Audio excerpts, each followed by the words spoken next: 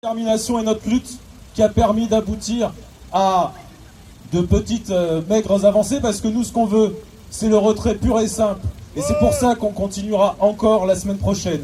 Il n'y a pas de main tendue de ce gouvernement. La seule chose qui a été tendue, on l'a vu ces derniers jours encore, c'était les tirs de flashball sur des manifestants. On a Solidaires et ailleurs des camarades qui sont encore à l'hôpital, encore en garde à vue. Il y a une répression folle qui montre toute la fébrilité de ce gouvernement. Et comme l'a dit Laurent tout à l'heure, qui ne vise qu'à une seule chose, c'est à imposer les intérêts d'une classe capitaliste et financière à l'ensemble du monde du travail.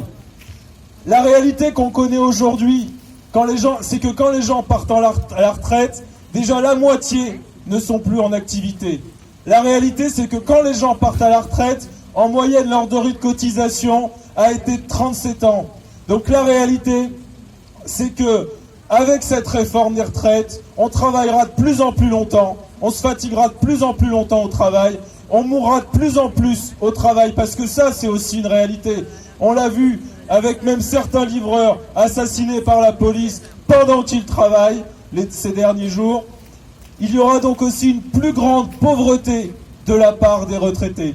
Cette réalité, c'est celle qui existe actuellement et c'est celle qui nous pousse à exiger l'amélioration du système de retraite actuel et donc à demander le retrait de cette réforme. Si aujourd'hui, comme je le disais, on cotise en moyenne 37 ans, alors,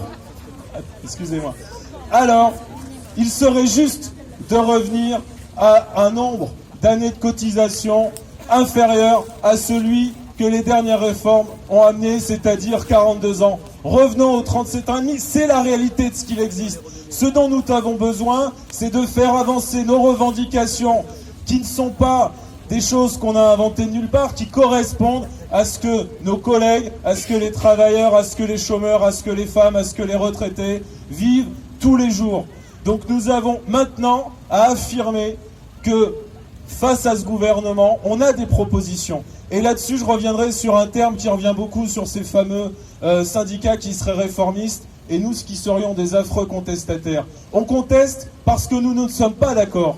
Mais la réalité, par rapport aux chiffres que je pouvais dire tout à l'heure, c'est qu'être responsable et être réformiste, c'est porter les revendications que nous portons. Il n'y a pas de...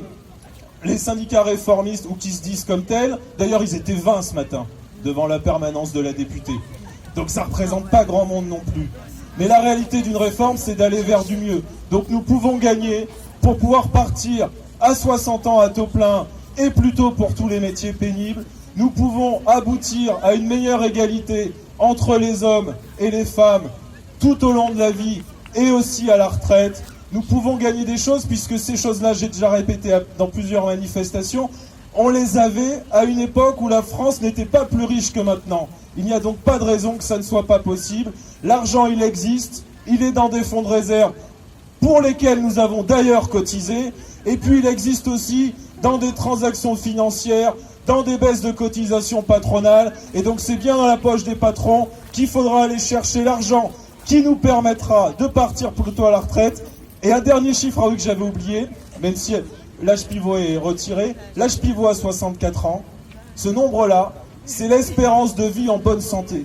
Et j'en discutais il n'y a pas longtemps avec un collègue de l'école où je travaille, qui a fait une partie de sa carrière dans le BTP.